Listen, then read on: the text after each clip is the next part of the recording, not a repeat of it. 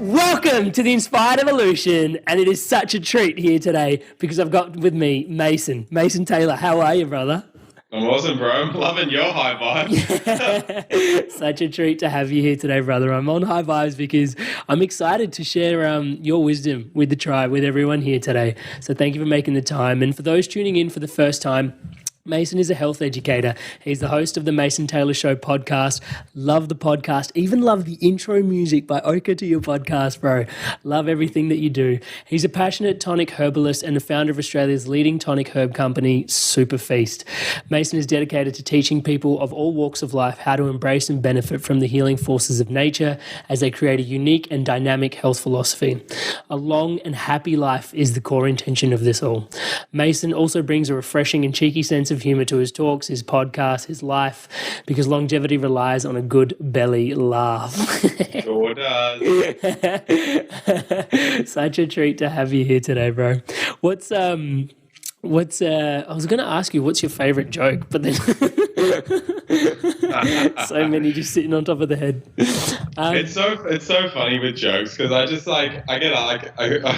don't really get asked that, but I think about that, and my sense of humor doesn't sit there within within material. I guess because more and more now I'm getting out and doing my health thing. I've been so ensconced in SuperFeast now for a couple of years. Started SuperFeast in 2011, and then had a guy came past. He was just selling NBN this morning, and he's like, "Oh, you had this in 2011." He's like, "What are you doing? Working hard, hardly working?" And I was like, "I'm working hard now. I've had my couple of years in the beginning when I was hardly working."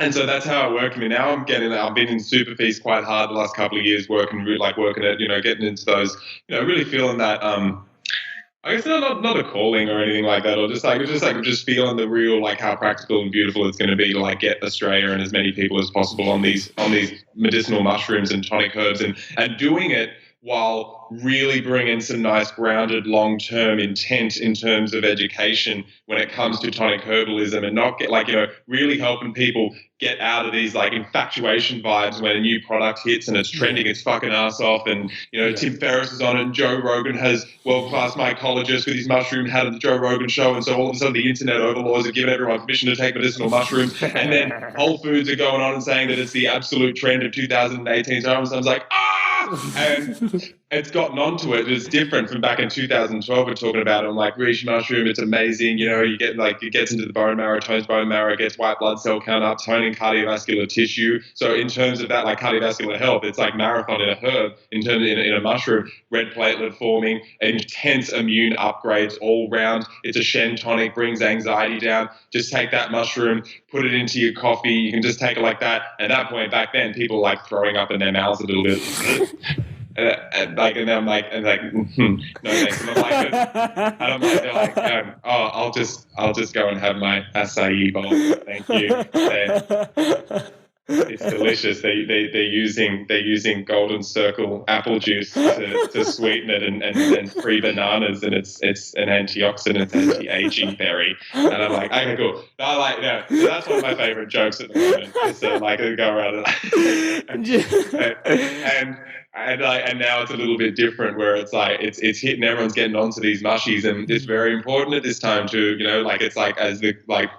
as one of the custodians of of it, bringing it to the West, it's important to ensure that it doesn't hit fad vibes for as many people as possible, because overarching is a philosophy of integrating therapeutics, botanicals that have been harvested in particular ways, connected to the elements, connected to nature, ideally grown D-Tao, which is getting it from the original place. It's a Taoist philosophy of sourcing herbs, that you get them from their original place. So they're really they're most susceptible to drinking up the nectar of both the cosmos and the earth and where they're growing. And even with industry, even with me providing it to these herbs to tens of thousands of people, it's still possible to work with old school wild crafting, semi-wild crafting industries And especially I like it in China because it's been 500-600 years of that industry being around, and so it's sustainable. Versus like you look at what's going on in the mountain, like in Canada, I reckon is about to get a rude awakening with it, like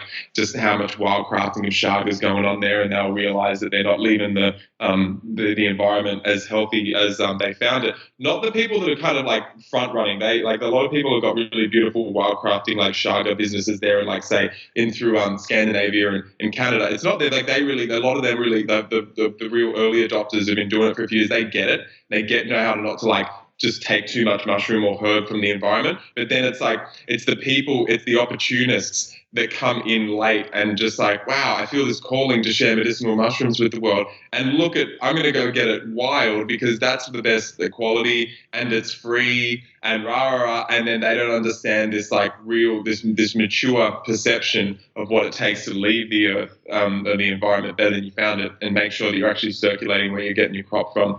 So that needs to be considered. And so inside of all of that, I've been just bringing these medicinal mushrooms to the forefront, bringing the conversation, as I always have in Australia for like the last 8 years especially, and making sure it's not a fad, but people really feel that long-term intention that they have, and they meet the usage of these herbs with that intent, and that intention and that vision is going to be the same feeling that they'll have 40, 50 years from now, right? So then it bridges out from being a fad being something that's just, I'm purely going to do this external thing and add it to my list in order to get this result because maybe like mentally it's just like it ticks a box right now and it's available, or there's some influencer has been doing it, so I'll try it too to get some gains, so on and so forth. Those are really, they're fine and they're useful, and that has to be present because we need that external, relating. But there needs to be that really slow, deep burn, gentle intention that you have for your life and your family's culture and for your organ tissue that like chop wood, carry water, consistency, practice, just, like dedication, do the same thing over and over again, like nice relevant steps, ensconcing it into her habits, into lifestyle. In this instance, we're talking about tonic herbs, into elixirs that you see yourself doing for 10 years, into a flow within the kitchen that's got permaculture vibes and romance vibes, so you know that it's a sustainable act within your diet and within your kitchen, and get it in on that front. And so it's the same intent and feeling that you have now, bringing because it might be best I can do right now is getting powders from wild herbs that are extracted, dual extracted in Miron glass, so it looks beautiful and it can travel because it's the nature of Western lifestyle. It's what I have to do. I'd love to be getting everyone just on whole herbs and getting them harvesting themselves. But as many mums back in the markets were telling me, is like, shut the fuck up and give me the powder. I've got 4 kids and a full-time job. Give me the powdered extract. And I'm like, oh, okay, I kind of get the relevance of this. So, but in doing that and adding like an extract powder like this is a really nice way to be able to integrate herbs into bioavailable herbs into your lifestyle, whether it's into a smoothie, into like a broth, into a hot chocolate, into a coffee, which is many ways that you can take these mushrooms and tonic herbs, which aren't just mushrooms, many roots and rhizomes, etc. Make sure that intent's been felt, because then it gets relevant, right? That same feeling that you have is going to be the same as when maybe in 30 years when you got your own land and you're growing your own adaptogens and tonic herbs, or going out and harvesting your own mushrooms wild, or make a trip to Bhutan to go to the annual cordyceps growing festival, and even you're like the only Westerner that's ever been invited in or something like that. That shit happens. And then you go there and it's that same feeling and intention that you have for your organs and for your life and your health and your vision that's got you now there interacting with like a herb extract. It should be like that with any practice. That relevance, that like rubber hitting the road needs to be present. So that's what I've been up to. I don't even know if you asked me a question. I think we started off with a joke. I love listening to your riff, bro. There's so much in that. There's so much in your riffs, and I'm really excited because you're coming down to Melbourne soon. For those who are tuning in, Mason is down to Melbourne soon, and we will leave that little message about that in the show notes, and it'll be like this non-stop for multiple hours. Totally worth every single penny that you pay to go see Mace.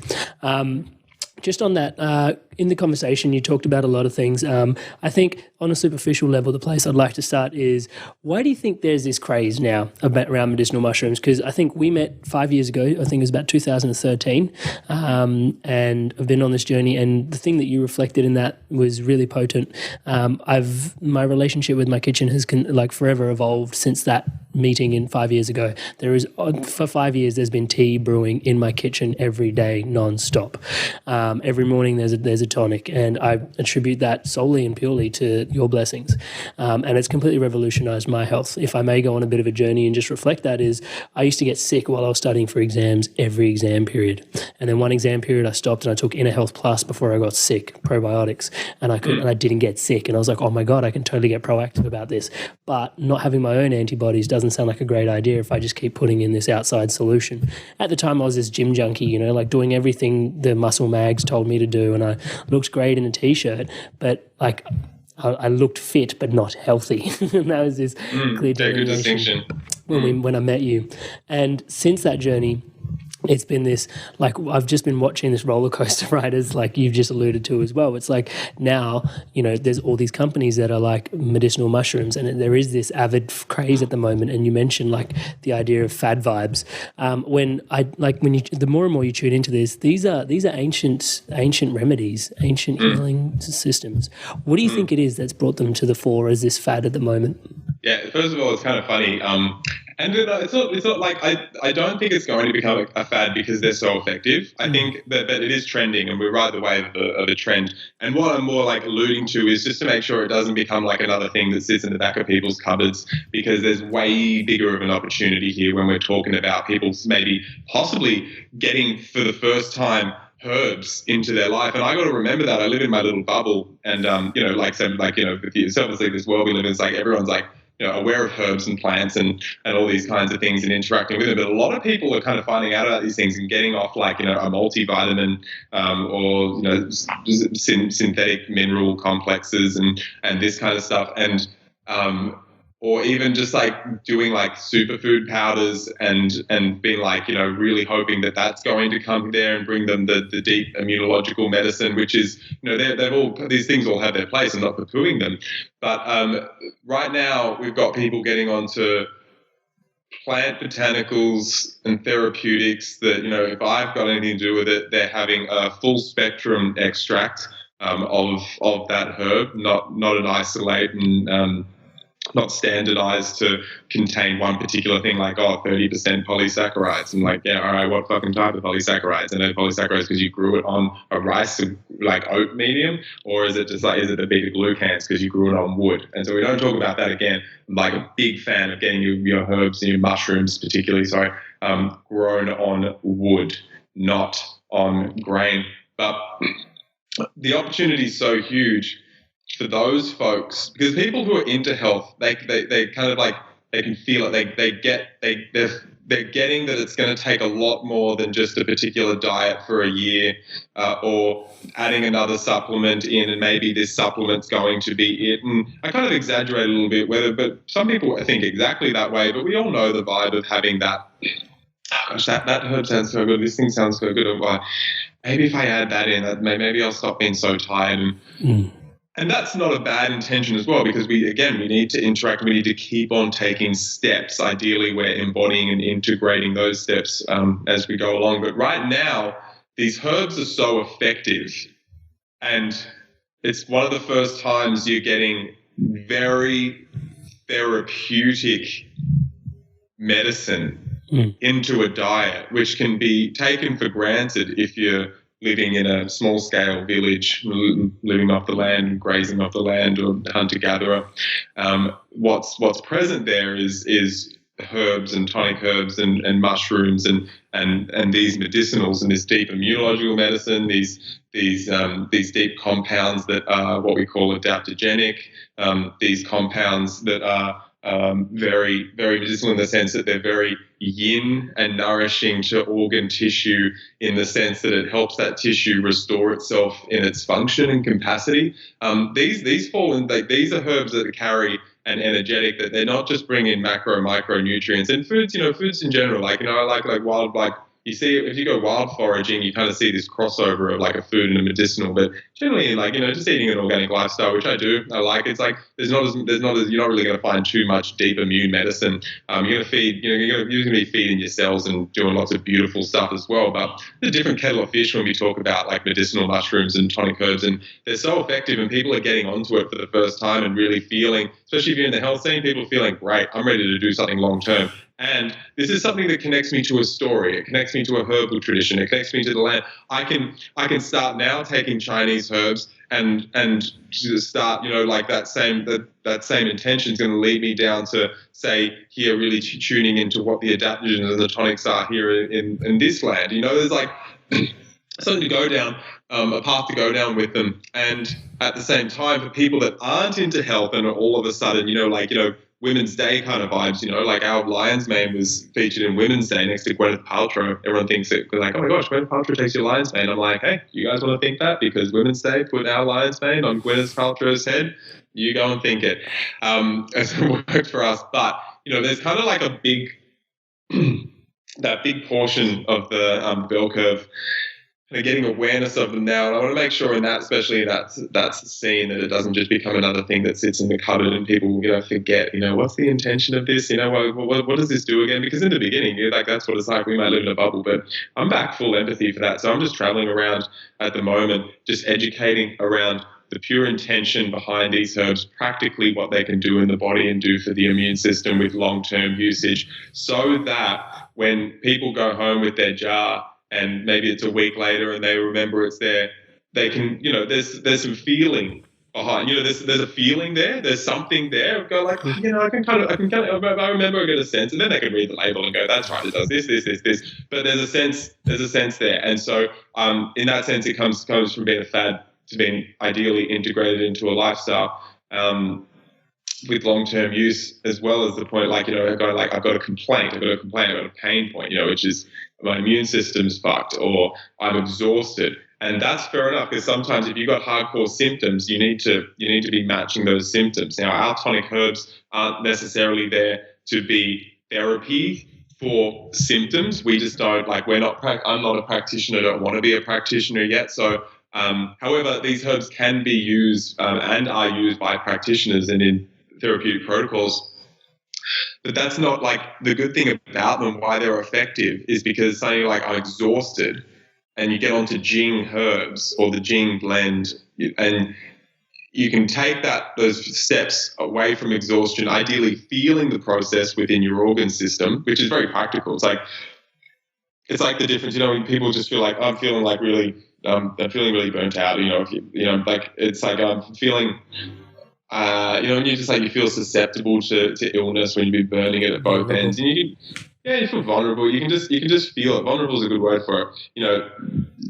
Everyone can sense that. It's not anything mystical to be able to feel your process from going to exhausted when you're taking Jing herbs to feeling yourself building that energy back, so that the point when the alarm bells go off and you go, fuck, I better change something up a little bit in my flow because I'm feeling vulnerable. You feel it maybe 2 days earlier rather than that point when you are exhausted. So you get on the Jing herbs and then they get out of exhaustion along with other practices, because it's not a silver bullet.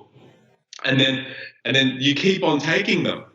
You integrate these herbs into your lifestyle so you remain on the front foot. Doesn't mean you need to be doing huge doses. It's just a little tending of the garden. It's like a little fertilizer for your organ garden, your organ soil.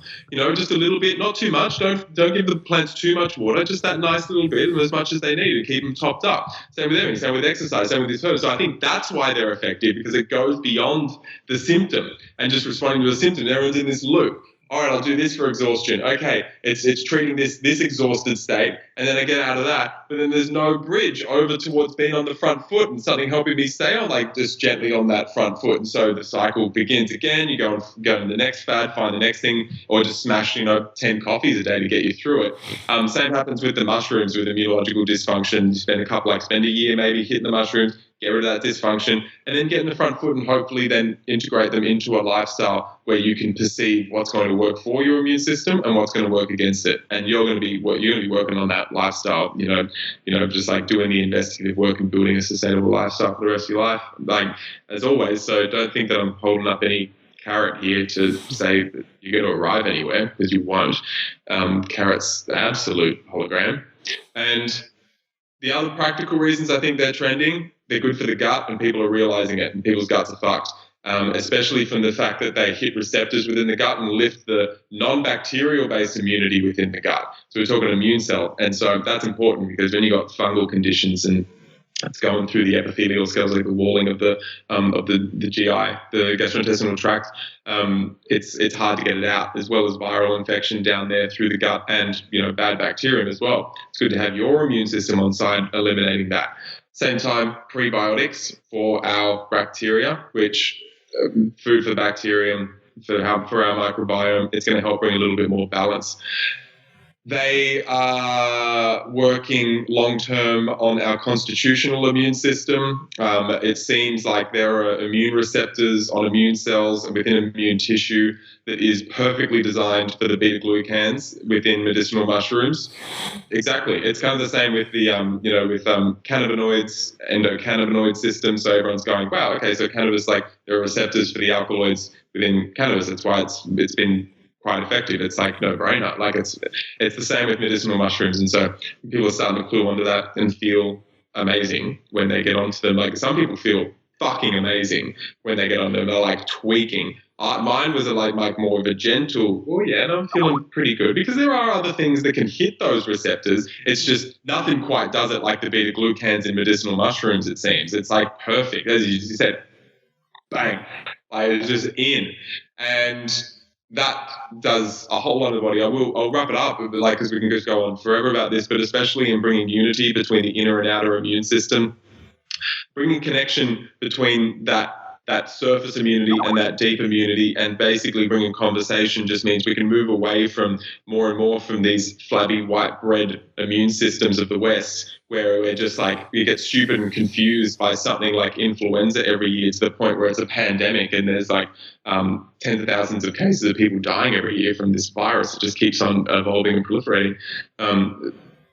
It's just, we need connection. We need to know when a virus is in a respiratory cell hitting the cytokine cascade for pro-inflammatory markers, we want the immune system to be able to like investigate or look and see what's in that blind spot, like what virus is in that blind spot, same like with cancers, what bacterium's in that blind spot. So again, these things aren't cures, they're not silver bullets, but they are herbs that definitely help the immune system, especially medicinal mushrooms, to unite itself and get more sophisticated.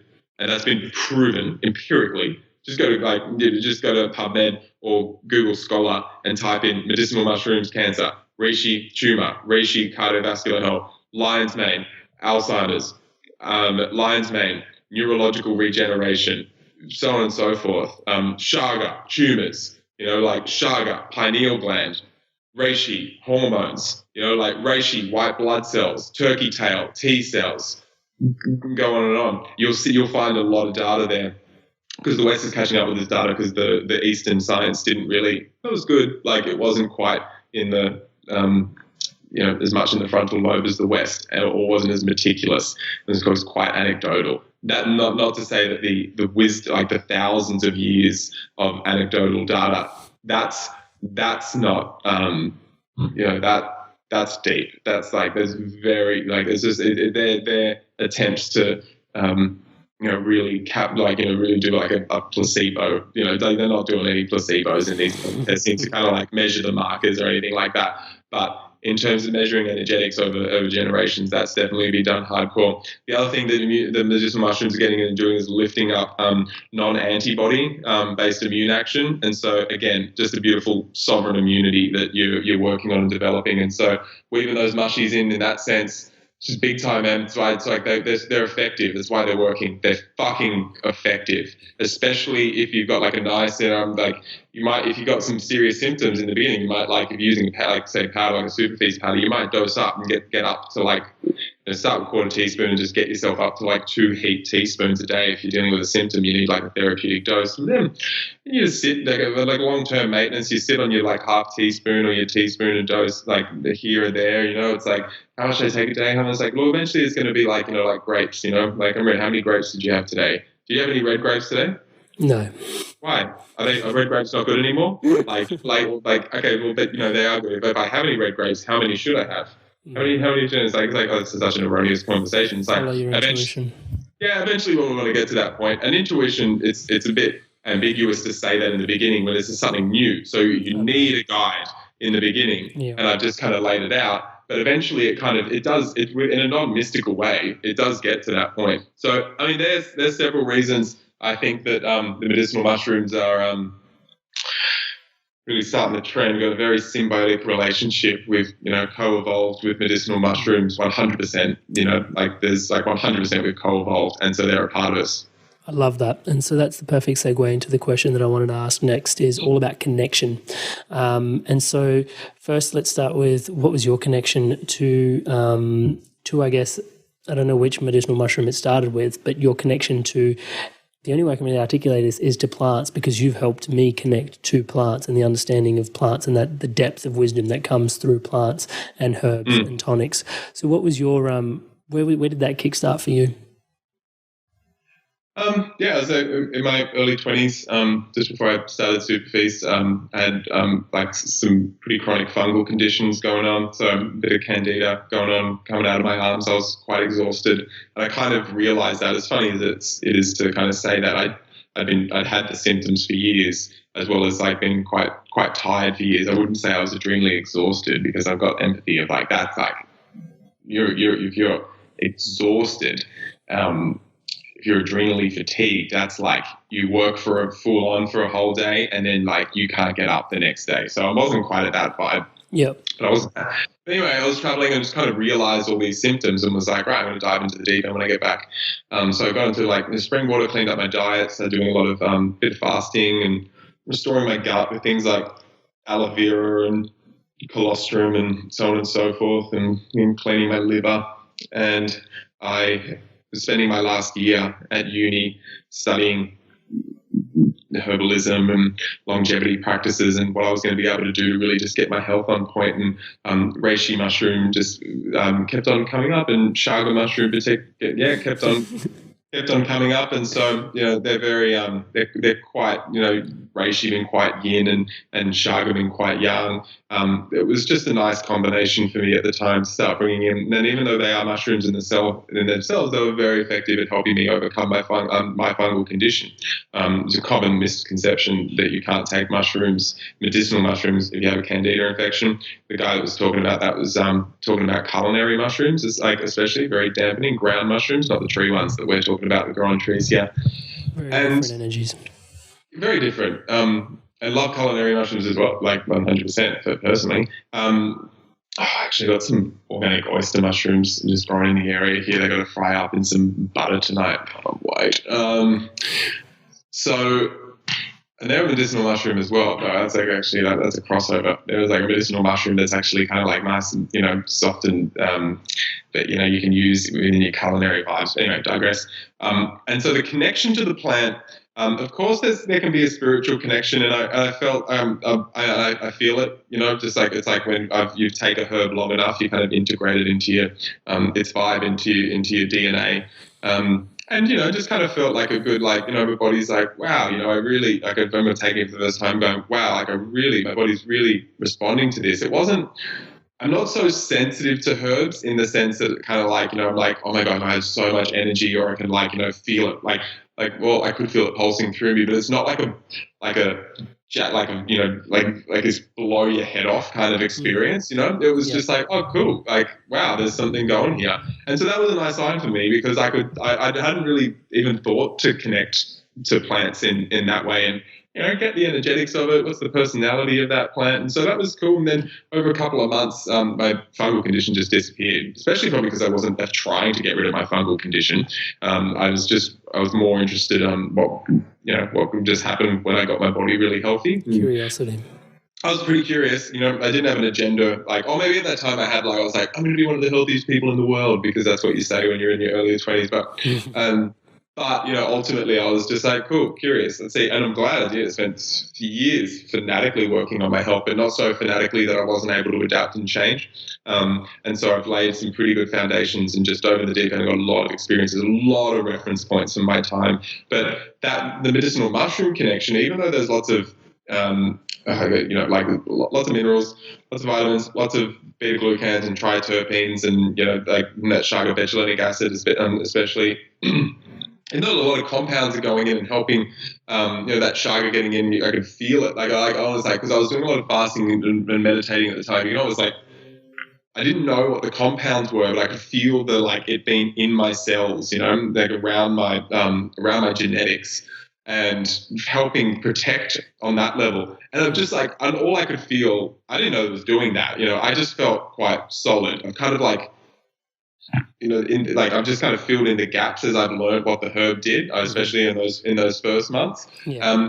And with reishi, just very protected, very much like my force field, it being more of a chi tonic, it's like feeling that force field of just like I related to it as my immune system, right? And so I just felt very protected and I felt just stronger within. I felt I wasn't as cross my fingers and hope I don't get sick. Not that I felt like I was bulletproof or anything, but I just felt a little bit more solid. And so that's the deepest connection I have to reishi and chaga, is that, yeah, it was coming in and giving me some of those compounds and the energetics that it has in helping me from an outside in perspective get my body working. But more so, what I've got forever is the perception of that. And like when you got on your Inner Health Plus and all of a sudden, those moments, people discredit those moments too quick. I felt, I didn't get sick. And so, but they stay outside. They say, this did this, 1 + 1 = 2. And they don't go in to be like, it's like, wow, that's like, how did that feel, that change, like that, if you just take a little bit of a moment, you feel the space between the stars, the stars being like, oh, I took this, and now the other star is like, oh, this thing didn't happen. I didn't get sick. There's 2 stars, but think about the space between the stars. What was that process? What were you like? You're doing consistent action. You were taking it into your own hands. You could have probably had that experience with many things. It was just and probiotics, of course, work like a bloody treat and are necessary, but that can't be taken away now. And even though as we move along, it doesn't get as people might not experience it as profound when they get onto a new herb, or because they're not as sick, for example, or disconnected, they don't feel shock waves of perception coming through their body. But people could really work to, if you want to get connected to plants, just feel what it's doing in your body, but feel more so what it's doing with your body. Feel what's coming back online. Do a little research into the herb, or just meditate on yourself and what's happening, because you're perceiving something internally. That's the medicine here. That's the plant medicine here. It's with all herbs that we're taking. Like there's the outer world, macrocosm, and then inner world, microcosm, where there's macro and micro within itself, where you're in a dojo of perception of your own organ tissue and your own cellular structure and your own extracellular fluid and your own fascia, and herbs can really help you get in, and in a very practical, grounded way, just in noticing. Noticing. I don't have to know exactly what that is. You can go and investigate if you want, if that's your jam, but you don't have to as well. Just feel that perception's, that's sovereign health right there. And it's important. I felt at some point I was like, wow, I'm going to have to get to a point where I'm like, maybe I have to just do it all myself. I have to be completely sovereign. I can't work with anything externally. I can't bring in any herbs. I was just like putting all this pressure on myself to become some fucking like breatharian or something like right at the beginning. Not that I wanted to. I was like, that was the only logical place it went, because I was like, because it was like, oh, it's bad to rely on anything externally, but it's not a reliance, it's just like a friendship, Support systems. Yeah, it's just a support system. And so the herbs are great, they're cool. They do a lot of really cool shit in the body. They can be considered a tool. They can consider like very good friends. Be considered. Allies. Yeah. they're very deep allies, and as long as you're an ally to them as well, because they're not here to serve humanity. It's one of the things that people get into all the time. It's like, no, you're a part of the system, you're a part of the Tao, you're a part of nature, and if they can help you perceive that shit a little bit as well, that's why I do wildcrafted herbs. Then that's the medicine right there. Incredible, bro. There's something that you touched on in there in sovereignty, and I really have been itching to find out what that means to you. Yeah, I mean, I've gone so many different directions with sovereignty. I mean, I've kind of touched on it with immune sovereignty, and that's simply, it can sit even within the intention that I can do some things on like beyond perhaps just the surface immunity in terms of crush some garlic when I get sick and just gulp that down. Not that I don't like that. I love garlic, to like overcome those symptoms, but it's very short-term working with the external versus like, I can take, with dedication and discipline through my own intention that emerges from my body, which is something that can only be perceived by me. And I with me and my friend Benny, we talk like the movement monk. We talk about a lot of this. Like we feel it emerges from the cross-dimensional point within the fascial fluid. Seems to be where a lot of intention can, whether it emerges there or whether it just gets felt there. It doesn't fucking matter. It's just the fact that you can feel it, and that we talk about intention as a culture more and more and more, and it becomes something that's not just like ambiguous and something lame that's said in yoga classes, and a lot of the time without sincerity, I feel, or maybe sincerity, but without enough fucking experience to actually speak to what intention is. The depth. Yeah, I don't know. It's not shitting on anyone. I mean, just like I feel like I'm not at a point where I'm going to be teaching someone what intention is. Although I'm trying to describe to you what my experience is right now. I think I've got a couple of decades in me before I really get to that point. It's a very important topic, and it's so easy to use a spiritual bypass and just justify living particular ways because I'm doing it with intention. It's just like, mate, intention is so dynamic and so multidimensional, and at the same, it needs to work within a practical 3D work in my corporate job or work in my business here in SuperFeast, as well as my what I'm doing like cosmically as I do some like some meditating on what I am on an infinite level, like that's like, it needs to be completely morphing and slippery enough to integrate all of those aspects of life and be like, just not be a dick, like, at the end of it, like, not be a judgmental dick in any arm of your development. And this is what, like, most of the time where I see sovereignty fall down is someone, say, within a spiritual circle or in their professional circle and their musical circle, they are considered with great esteem. They've really worked on that arm of development. Like the Ken Wilber model is very useful in getting ahead around this, and there's many arms of development.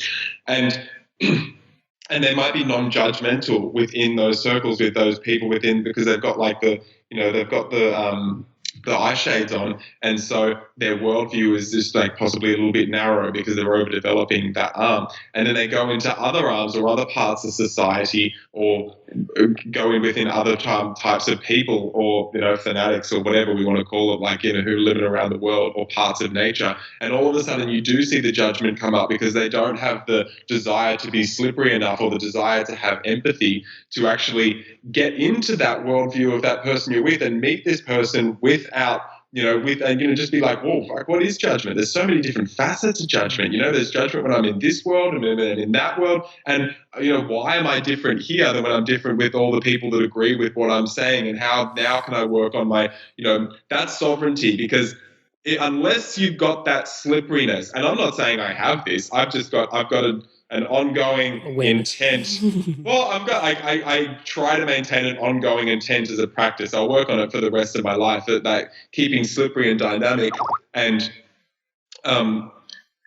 constantly in a bit of like, consideration, observing, watching. This is like the physical practice at the same time. You want sovereignty? Go and do your fucking standing meditation or your deep stretching or your yin yoga, and just observe. Just sit on the edge of the discomfort and observe.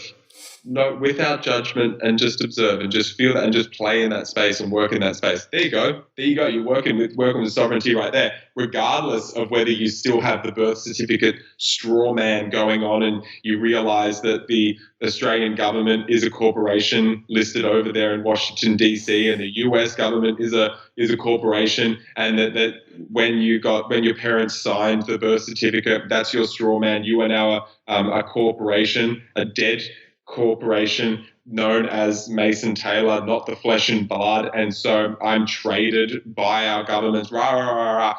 That kind of stuff, that's an interesting conversation around sovereignty as well. It's not as relevant to my internal world, not as relevant, anyway near as relevant to my internal world and my internal ongoing gooey journey towards sovereignty and discovering what that is, and it's slippery every time you think you get it, it just falls out of your hands. That's kind of where I feel it exists. And so you can see how ongoing it is. And you can see every time what we've got to do with ourselves. Every time, we want to be able to hold on to concepts and bring structure to practically, sovereignty is, I don't know, it's like being like a sole entity or a master of your domain, or being the right, being the being the true owner of this body, or the embodiment of this physicality, and taking full responsibility for that. I'm sure there's some kind of, I'm close to some kind of Weber dictionary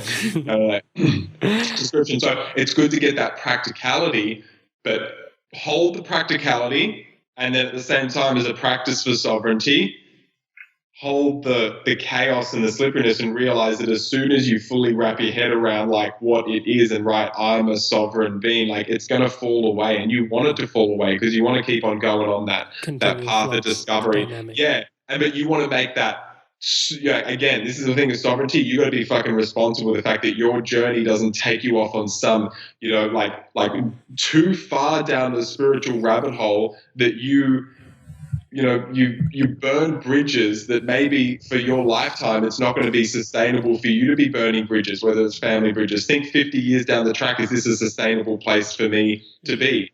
That's something I feel I really got to bring that up, because it's oh man, there's it's just everyone loses all practicality. You know what? I'm just an infinite being. I'm just one with source, and and there's these plants. The plants are my teachers. I don't need any qualifications, right? That's you don't have to, but if you are going to interact with the Western world, you are going to, whether you like it or not, stay super practical, do your taxes, stay grounded, and continue to be a part of society and have courteous conversation. Doesn't mean you have to have bullshit, shallow conversations with people, but don't be a disruption when it's not a useful thing that society can use to evolve itself. So that's a part of sovereignty as well, because there's a lot of bullshit people out there claiming sovereignty, and just taking off their New South Wales license plates and putting on their sovereign license plates and spending their eight times a year in court and arguing, and I'm flesh and blood under God, one true God, blood sky, whatever it is, and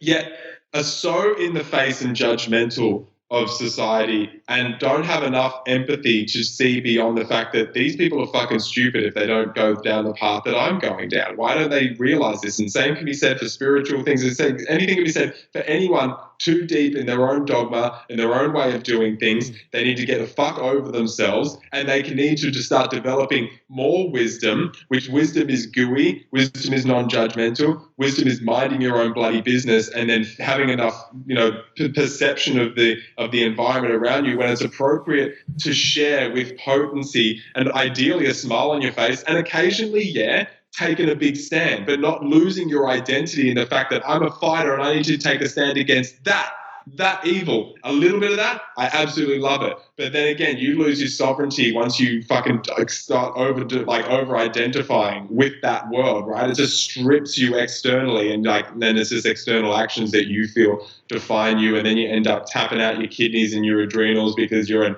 you're such an eco warrior and you're fighting too much evil, you can't rest, and then your body starts deteriorating on you, and then so anyway, that might be a generalization at the end.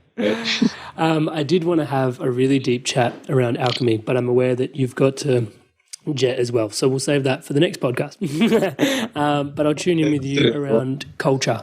So just before you leave, there are usually some questions that I usually tie on the podcast, and I probably won't go there on this one, but culture, just the importance of culture and what that looks like. And not just the thing that I've learned that you seeded for me was the culture is not just how I interact with my loved ones, my family, my friends, the people that I don't like. I also have a culture and a way with them.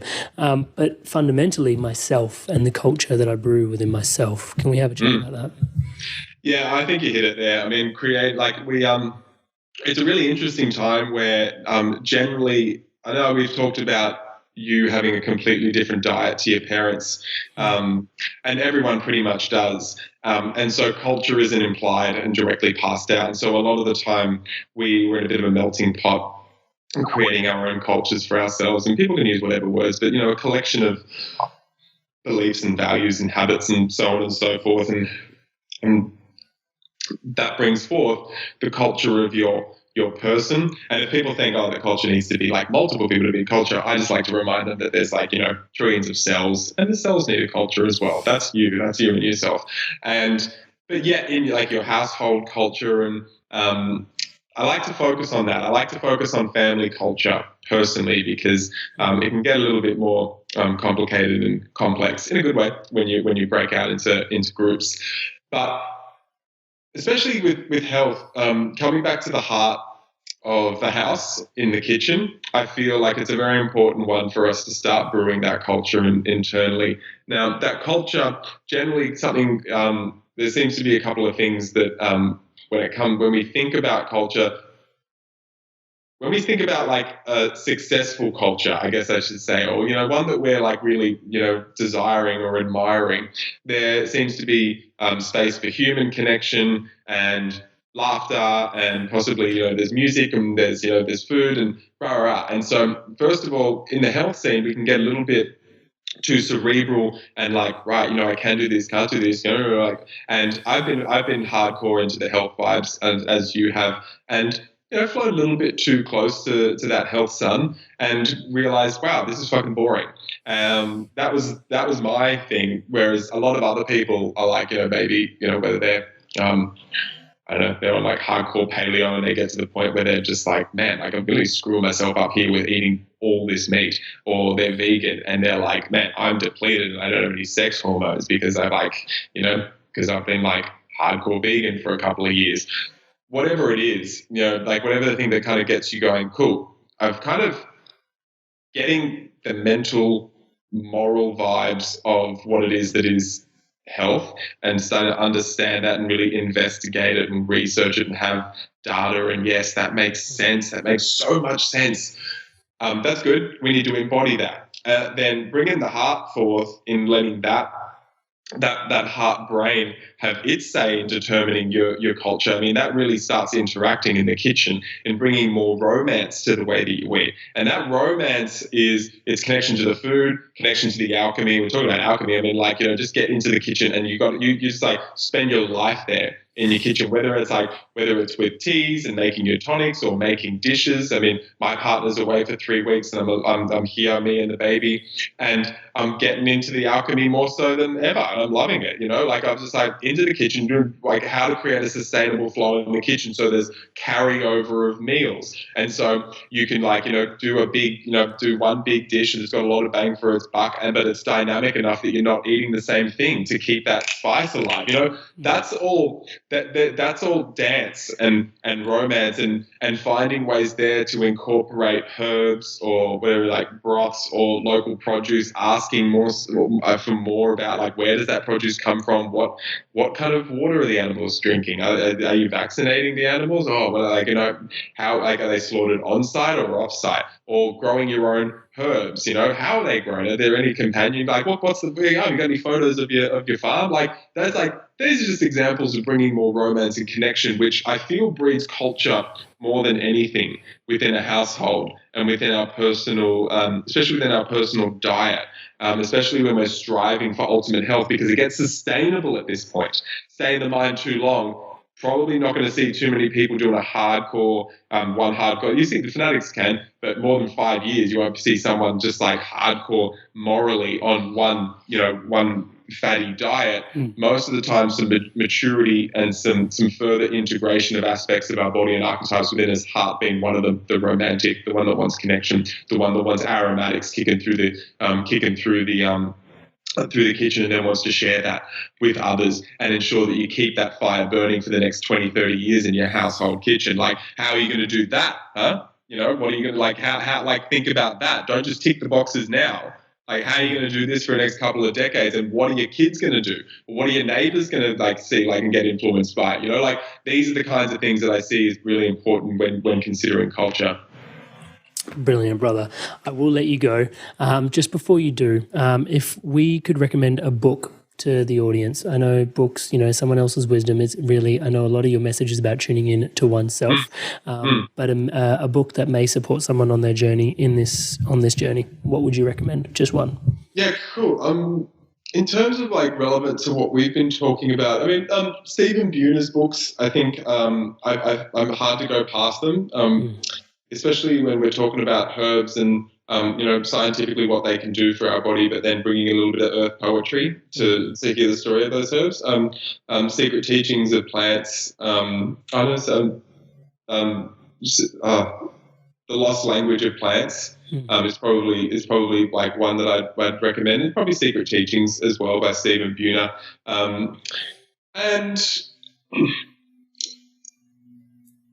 I mean, from we've talked about medicinal mushrooms a little bit. Maybe Christopher Hobbs. Christopher Hobbs is a mycologist and herbalist, and he has a book called Medicinal Mushrooms. And if anyone's really interested in that herbal category, I'd really recommend those. Beautiful. Thank you, brother. And if we could erect a billboard in Times Square, New York, and it could have Mason's message plastered on it in that energy of everybody rushing around, all the bright lights, all that craziness, what would be the message we'd print on that?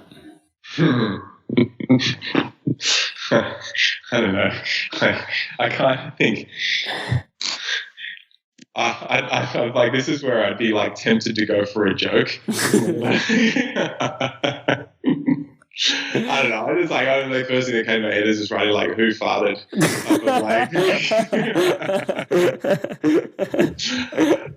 But I'd probably I'd just be like, just something like, I'd honestly just be like practical, have you drunk enough water today? Add sea salt to your water, something like that, where something like hydration is going to make such a big difference. I would be around hydration, to be honest. It's such an inflamed, hot, cities generally are. And so that's a message for all you guys, man. Stay hydrated. Go and collect water from a spring. Get the best spring water you can. And then maybe just add some sea salt or minerals to your water. Amazing. Brother, thank you so much for your time today. And actually, not just today, the last journey we've been on the last 5 years, but also the journey prior to that and also where you're headed. It's been such a blessing. For those listening, I asked very few questions, but there's so much wisdom just continually pouring out. And for me, your medicine has consistently been the power of intention, the way you go and source your medicinal mushrooms particularly from, but also the awareness of how deep the wisdom from and honoring the ancient ways that people have worked with these medicines, but then also putting that up in a really practical scaffolding for people that are in the living in the here and the now. And also that dance with just also understanding that, there is this illusionary, elusive spiritual flux to things as well. The plants were put in a certain place by the cosmos, and we get to live this dance by interacting with them. There's so much poetry and so much practical hard science behind that at the same time that I'm really, really grateful for everything that you continue to do. And I just want to say a big thank you for that. Big love to you, bro. For those wanting to tune in to Mason and SuperFeast, the best way to get in touch with you, brother? Superfeast.com.au and masonjtaylor.com, and then hit us up on Instagram, Superfeast or Mason J. Taylor as well. Get all around it. Much love, y'all. Thank you guys so much for tuning in to the Love of the Inspired Evolution and sharing the Love of the Inspired Evolution. If you feel like this content has supported you or may support anyone else that you know may resonate with the content of it, please share away and share the love around. Thank you guys so much. And to stay up to date on whatever's coming out with the Inspired Evolution, please subscribe. There's all these links in the bio for you to tune into the episodes and all these different platforms, just so that message can get to you and your loved ones. Thank you so much for all your love and support. Stay inspired to evolve.